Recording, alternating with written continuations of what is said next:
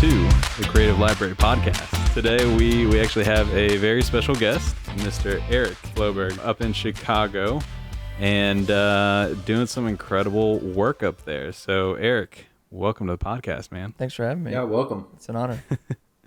That's awesome. So where, just initial things, where would people know you from? I do YouTube, so it's been hard for me to call myself a YouTuber, but I guess that's what I am now. Yeah. Been going at that pretty hard for the past year and a half, and I do the whole Instagram thing. Got my own website, but primarily my line of work is photo and video for weddings and portraits. So yeah, just the YouTube side of things, just kind of sharing my insight in that field, as well as just kind of sharing some of my personal life and doing some tutorials here and there. So yeah, that's what I've been doing recently. Nice. Sounds good. And we actually came across each other, or I came across you, through a funny thing. So everybody, some people may know, I work for good old Dave Ramsey, and I was doing some research for a work project and came across Eric's video, talking about his buddy, just getting out of debt and all that stuff. So, and I saw some of your work and I was like, dude, this dude's killing it. I appreciate that. And and so I reached out. I was like, hey, this is like a personal reach out. You want to be on a podcast? Always down. Yeah, for sure. So before we get into all of that, dude, we just want to hear how'd you get started? Did you get started in photo, video, like as a kid, older? How did all that get started? Yeah, in 7th grade, I had a video project, and I got stuck in a group with a friend who knew how to use Windows Movie Maker. And so it's back in 2004, 2005, something like that. And it was for Spanish class, and we went all out on this project. He like I said, he knew how to edit video, and so we got stunt doubles, his mom's convertible, all this stuff.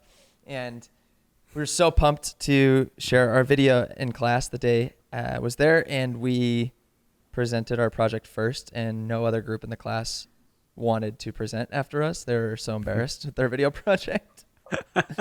And the teacher was so impressed by how much work we put into it and how excited we were about it. She wanted to copy the DVD, all that stuff. And every year after that, I continued to learn how to use Windows Movie Maker, and every project I possibly could in class would make a video, because I always had my parents' camcorder and kind of played with that as a kid, doing the stupid stuff that you do with a camcorder as a kid. And yeah, every year in school I would make an awesome project and present in the class and be really proud of it. And every time the teacher would be like, can I get a copy of this? I want to show it for future classes, all that stuff.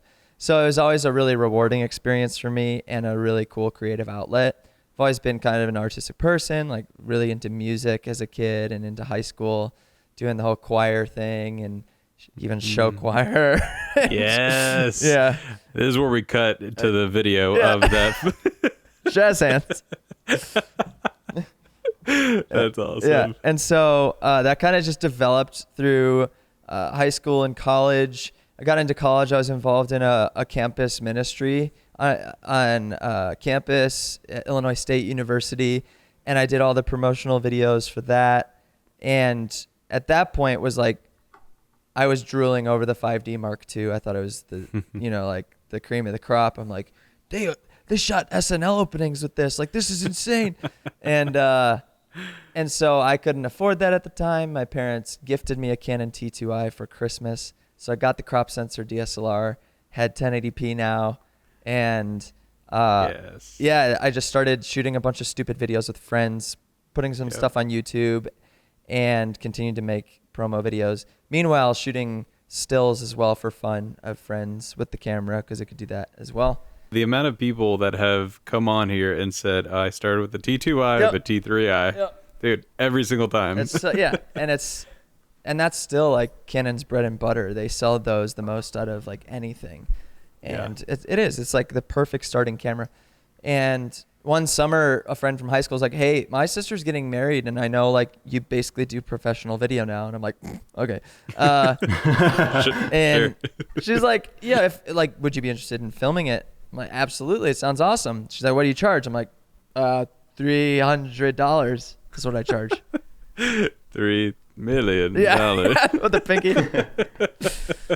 Yeah. So I shot that wedding with a friend who had a little bit more experience than me for $300. And that's kind of how the ball got rolling, was shooting weddings and doing that whole thing. So yeah, that video posted online led to another film, which led to another film, just started snowballing. Same with photography.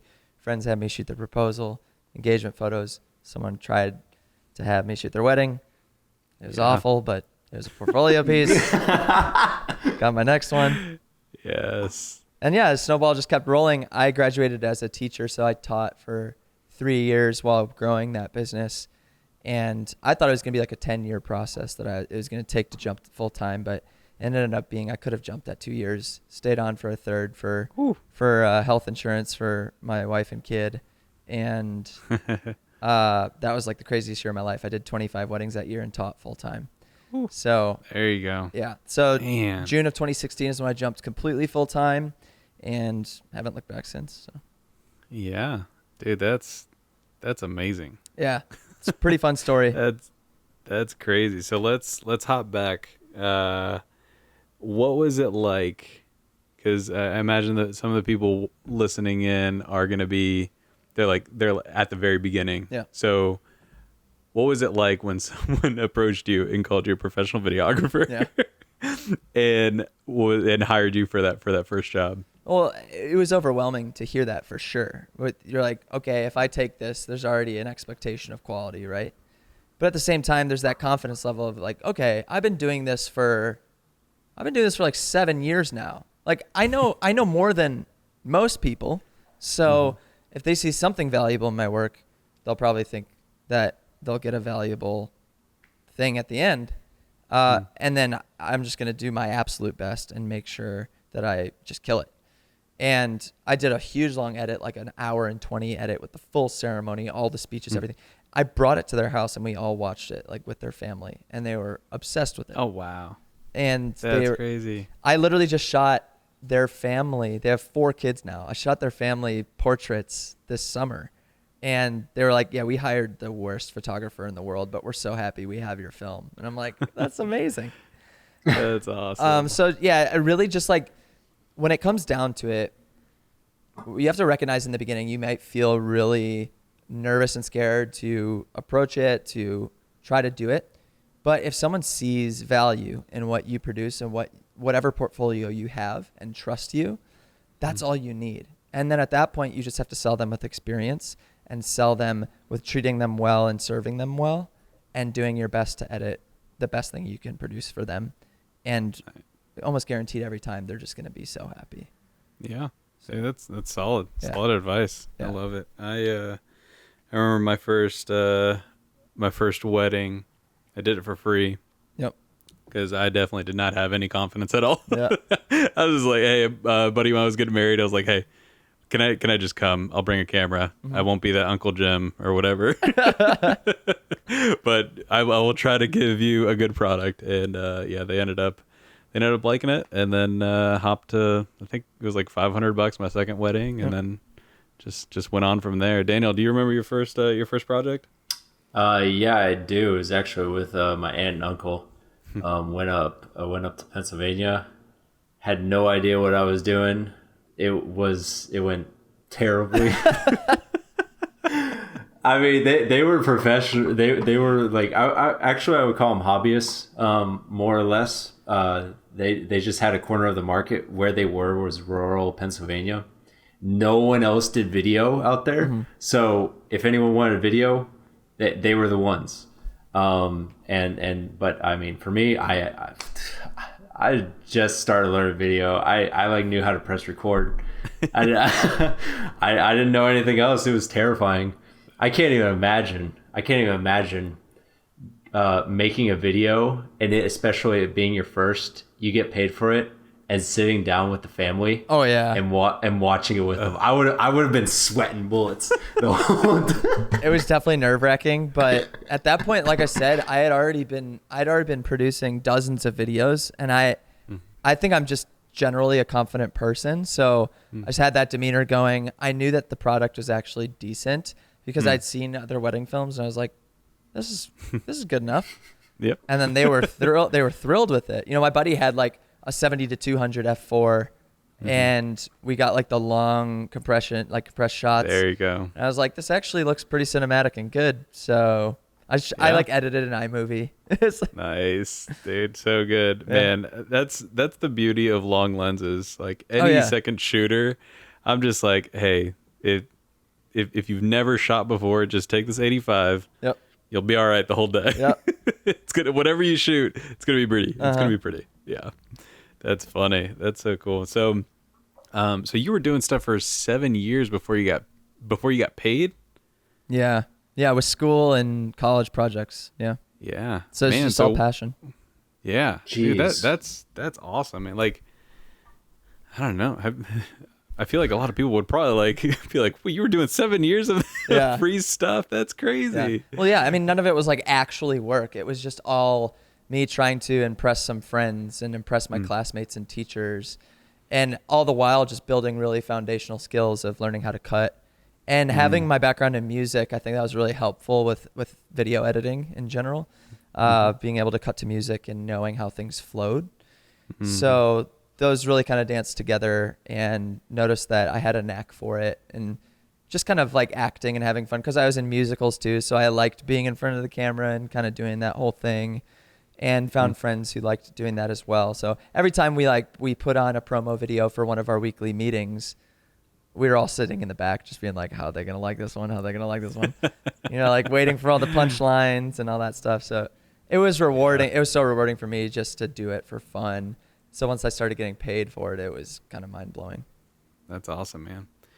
So when you started getting paid, where I can't remember, were you already married with a kid? At that point, no, I was still in college. Okay. I got married in that's right. Okay. 2013. I shot that first wedding in 2011. So it was 2 years before I got married. Cool. Yeah. So what when you made that jump as a married guy, so I have a wife and a little daughter. So like, I mean, I did the whole freelance, own company, all that stuff while we were married, and man, it was rough sometimes. For sure.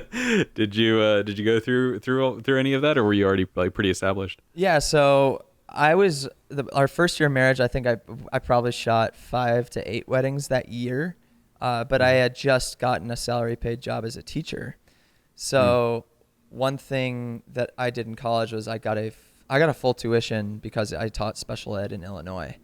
And the only stipulation was that you teach for 2 years, the first 5 that you're out of college. I was like, that's a pretty sweet deal. If I don't want to do it, I only have to teach for 2 years and I'll evaluate it from there. Because at the same time I was building these skills in photo and video, I was like, oh, maybe this could be a career too. We'll see. And so, like I said, I was expecting it to be 10 years before I switched. And so, yeah, I came out of college with no debt, no student debt at all. And my parents taught me to use credit cards well, not like carry a balance ever. And so that wasn't an issue either. And so when I got married, my wife had some student debt, and then we had to buy a car, and we didn't buy it outright. So some of that started coming up, but having a $40,000 salary paying job, and then making, climbing the ladder for bookings and growing my business every year, we were sitting pretty comfortable by year 2 of teaching, honestly. So that's amazing. But I don't downplay how hard that was. Like, it was incredibly hard. We were broke. I was just talking to my friend about this the other day. Like, I don't think about this often that when we were first married, we had maybe $5,000 in our bank account, and that was literally our net worth. And she had student debt. So I was freaked out, really, honestly. All we really had was my teacher salary, which was nothing. We had one car. And I drove out from the city to the suburbs. I didn't drive. She drove me in the morning at 5 a.m. to a train where I took my bike, rode the bike from the train to my school. It was 6 miles of biking and 2 hours of train commute every day, the whole school year. Yeah. And I coached basketball on top of that to get like a $3,000 stipend. Mm. And then I was editing weddings in the evenings and shooting on the weekends. So I was working 6.5 days a week for like 3 years. Jeez. And, I got summers off as a teacher, but at that, in the later years, I was, shooting every weekend in the summers. So it was not easy. In the middle of school year, it come September, October, and then back in the spring when it started kicking up again, they were some of the roughest parts of our marriage and family life. So when June 2016 rolled around and I said goodbye to teaching, it was just like this enormous weight lifted off of us. Similar to how I'm sure a lot of people feel about paying off their debt. Because then I was able to just really put the gas on the fire for the business. And it's just been like really, really substantial growth every year since. So that's awesome, man. I love hearing that. So like, yeah, I mean, let's dive a little bit into that. Like, I mean, as we all know very well, in the creative field, it is, especially photo and video, it is not cheap. Yeah. So to hear you were debt free and grew your business debt free. Yeah. Was that like an intentional thing, Totally. or was it just like more like, this is just how I was raised, and so you just didn't know any better? Like what was that? Yeah. So I'm a huge advocate of slow growth on small business. So I don't discredit people who take out a loan and go for that strategy. And I've seen people be successful in doing it and continue to be successful and scale their business way larger than mine, even by doing it that way. But obviously there's a huge risk involved in going with that approach. So me personally and my personality is way more geared towards playing it safe and growing it slowly so that I can ensure that I'm not just like totally bankrupt and freaking out. So that's what I always recommend to other people. If they're looking to start in the photo video world, they already have a salary paying job, they already have a part-time job, stick with that and work hard for a few years. Like work really hard for a few years and get yourself a good portfolio and a substantial client base that start referring you out to other people. And in that amount of time, you will be able to jump full time if you're going hard enough. And that's going to mean staying up till midnight some nights and 3 a.m. some nights, and just being flat out tired and grinding, but making sure that you're taking care of all the clients that you do have on the side, working hard enough at your salary paying job so you don't get fired there, and just balancing it both and knowing that that's just a season. And that was a constant conversation I had with my wife in those years. It's just like, babe, this is just a season. Like we have to see the end game in this. Like, trust me on this growth. It is happening. Every year we are seeing the income climb. We will be able to jump. And when it happened, it was just so freeing. And now it's like, okay, put on the brakes on work, like I want to work so much all the time because I'm obsessed with what I do. And so then it becomes a balance of, okay, carve out whoa time. money. Exactly. Please don't keep coming my way. But in all seriousness, it's like you could spend 100 hours a week working to keep that growth going, but at the expense of your personal life, is it worth it? That's why I talk to single folks. I'm just like, man, just go after it right now. Like, you have the time right now, go after it. Yeah. And because I mean, once you start building a family, like, you do not want to sacrifice that time. You do not get it back.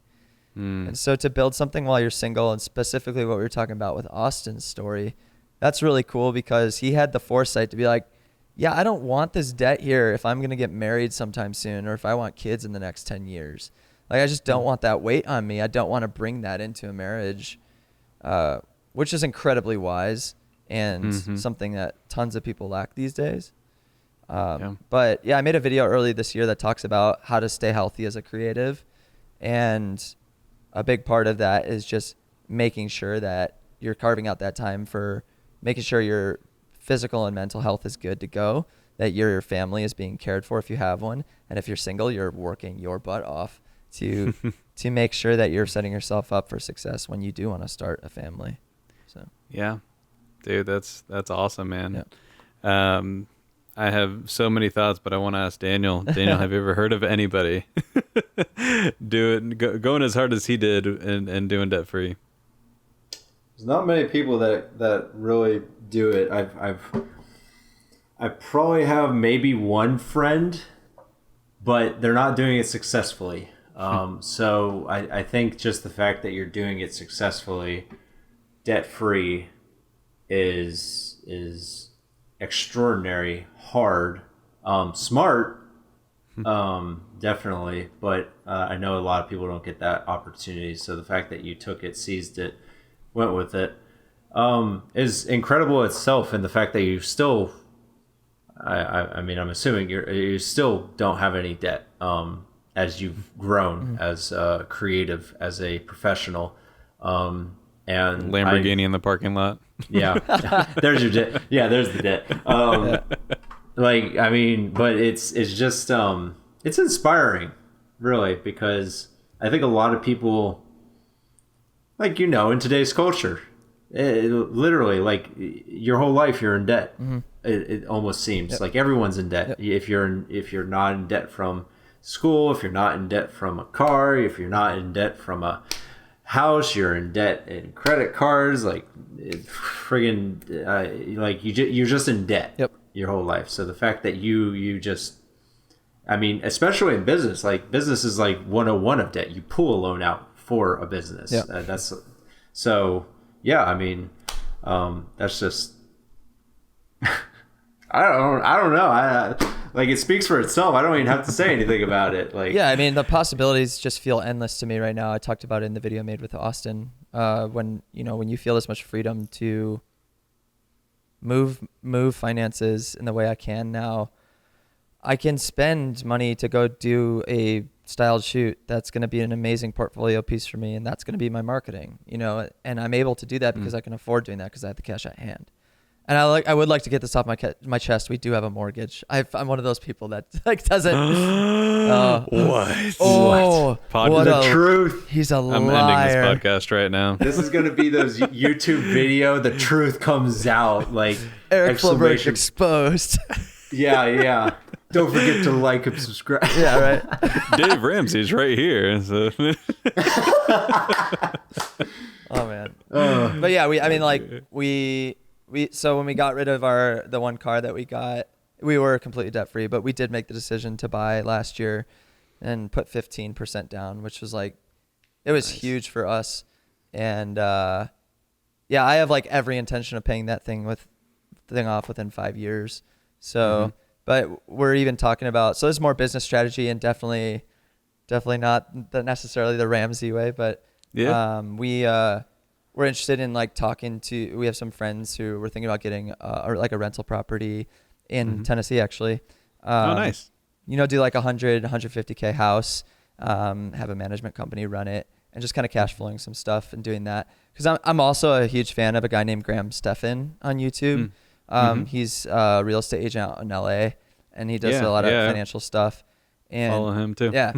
And I love his concepts of like doing cash flow in that way as well. And we want to hang on to our condo, the one that we have now, when we move to our next place, and allow the cash flow from that to start dumping into our next mortgage. So building equity in that way as well. But now, like, the whole YouTube is just a brand new beast to the business, and it's kind of blowing my mind what's been happening with it recently, especially with Austin's video. I've come to realize that if you talk about finances, your ad revenue is much higher. So that's why I have you on the podcast. Yeah, right. Yeah, right.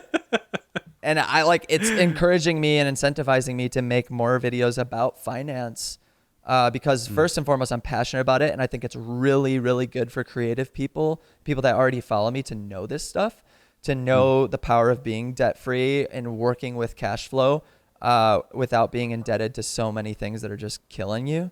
And what you can do with your business with that power, but also just investing well, and making sure that you're being smart with your money. We just bought a minivan for cash for like 16.5K.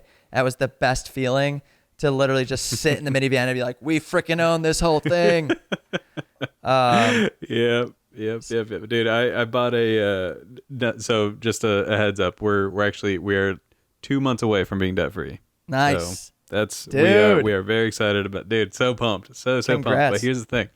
So I think it was last year. One of our cars. I mean, we had Dave cars before we even met Dave. It was like they were terrible, terrible cars. Yep.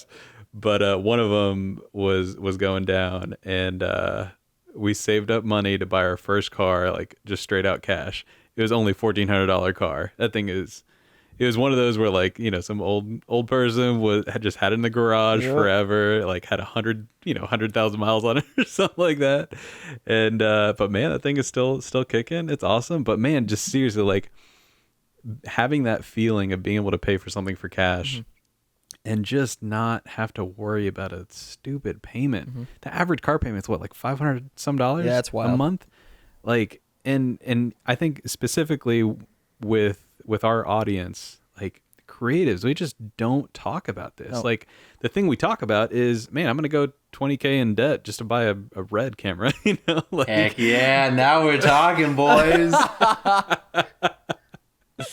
that's awesome. Like, but I mean, seriously, like, I mean, unfortunately, our industry is a very expensive industry, and it almost seems like you just have to go into debt in order to get into this thing. I mean, just like student loans, like you just, I've got to go to college. I have to go into debt. It's like, no, there's so many other options, and it just takes hard work, and we don't want to do that. But yeah, dude, I mean, like everything that I've seen from you, like I think it is encouraging and very important to get that out there, because man, just having that ball and chain of a debt, man, it sucks. Like you could have that Instagram life of, oh, everything is going great, and you just you just have this thing dragging around like crazy. It's not a fun life.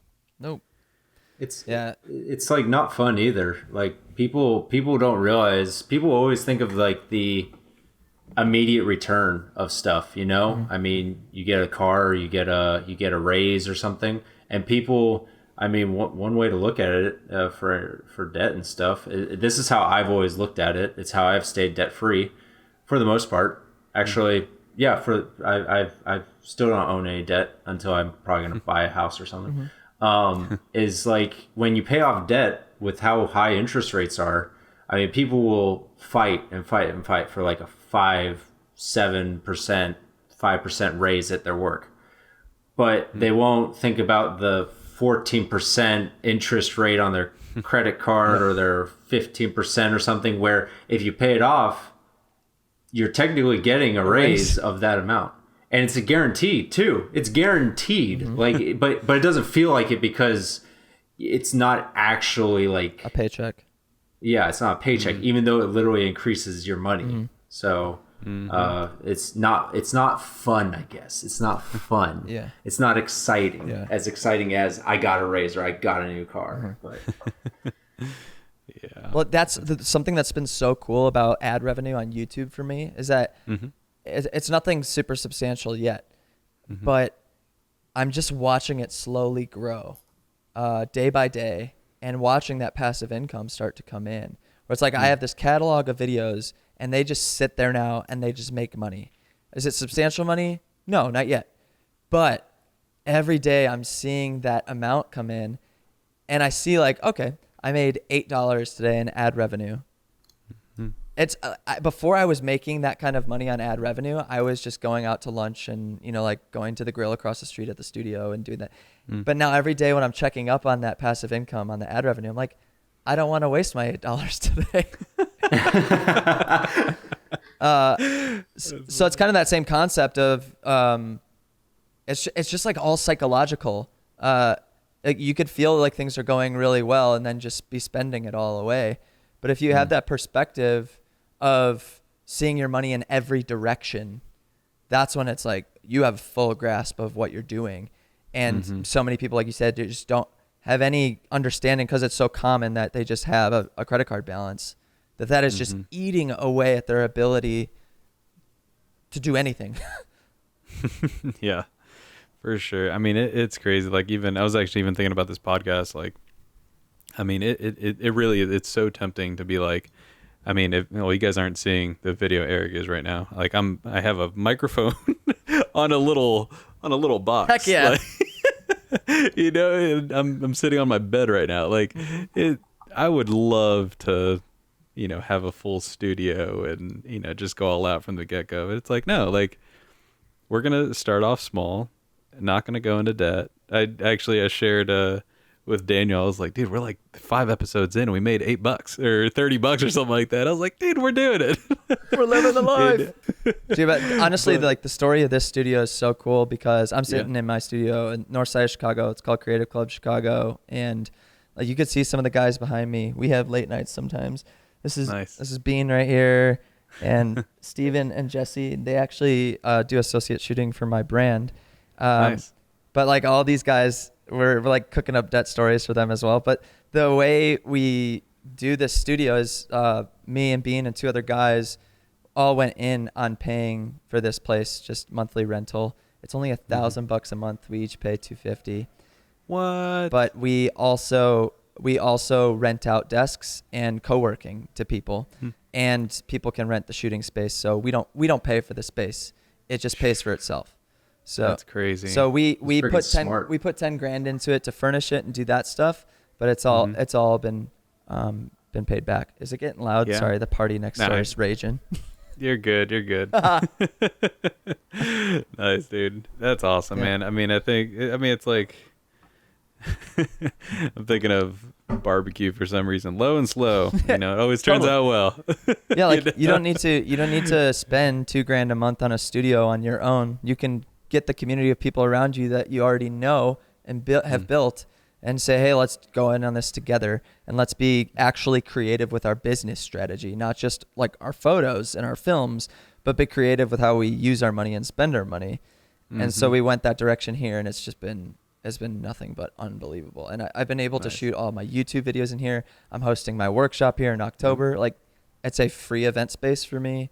It's unbelievable. Dude, that's awesome, man. So Eric, is it possible to be debt free and grow as a creative? Yeah. Yeah. Nice. That is, I mean, honestly, I think that's the biggest challenge, like that I wanted to share. It is possible. It's a stupid amount of hard work for sure, but it's possible. And not only is it possible, but I feel like it's way more satisfying to know how much blood, sweat, and tears you put into something, and you're coming out on the other end like just miles ahead of everybody else because you just don't have that weight sitting on you. And so that's awesome, man. So actually, you're talking about an event space for your studio. Yeah. Dude, you have something coming up, right? Yeah, man. Yeah, I have a 2-day workshop October 16th and 17th in Chicago at the studio, Creative Club Chicago. Nice. Yeah. That's cool. So what's the workshop going to be? Yeah, so it's geared towards wedding photographers. I'm just gonna like dive into literally everything I do with wedding and portrait photography. So how I approach shooting a day, how I shoot photojournalistically, how I shoot creatively, how I get creative and stay creative. I'll go through the back end of how I edit everything and deliver all my stuff. But one of my favorite parts of teaching is I'm really gonna I'll also get into the beginnings of video and the basics of shooting video, so that people can maybe start thinking about adding that to their company or building that out. But even just knowing the basics of video to kind of market themselves if they want to make videos for marketing purposes. But the most important thing that I'm so passionate about is sharing my philosophy of how I treat my clients and how I serve them. Because over 7 years of doing this, 8 years of doing this professionally, what I've come to realize is you can have the best stuff in the market, but if you're not treating your clients well and giving them an experience and a solid experience, you're not going to grow in the same way that you would otherwise. So yeah, I've just been putting stuff into practice this past few years that have just amazing experiences and stories with my clients. This whole year even, it's just been mind blowing. So just really pumped to share all that with everyone's coming. Tickets are already about 2/3 sold out. So, Oh man. yeah, hoping to pack out the place with 40 people. So, Yeah. Nice. That's awesome, man. Yeah. That's great, dude. That's so exciting. I mean, and seriously, if you guys haven't seen Eric's work, I think it is definitely well worth checking out this workshop just to learn from this guy. So, Appreciate it. Man. dude, Eric, you're killing it, man. Thank you. I'm pumped to see you continue to grow that channel and just share knowledge, give back to the community, and yeah, see you grow, man. That's awesome. So, where else can people find you, see your work? Yeah, you can. I'm trying to post about weekly on YouTube, just my name, Eric Floberg, and on Instagram at eric.floberg. I just started Twitter, Eric _ Floberg. Nice. So what are we, like 2007 right Yeah, now? right? Dude, I held off on Twitter for so long. Man, I love it though. It's awesome. It's totally different than Yeah. everything else. Well, dude, you're beating me out. I don't even have a Twitter account. Yeah. I literally just got it like 4 months ago. But Yeah. it's crazy how you can reach people on that platform as opposed to anything else. It's pretty Yeah. cool. So, yeah. That's awesome, man. Cool. Well, hey, I'll leave all links and everything to your workshop and all your Instagram and everything down in the show notes. Thanks, man. So, dude, any final thoughts? My catchphrase on YouTube is lean into what makes you different. I always like to plug that just because I think doing that and thinking about that both creatively as a creative person, but also creatively with your business is what really can set you apart. So that's always my biggest piece of advice is just to lean into what makes you different. Love it. Cool, man. Well, hey, man, I really appreciate you coming on. And yeah, we'll catch you soon, man. Yeah, thanks for having me.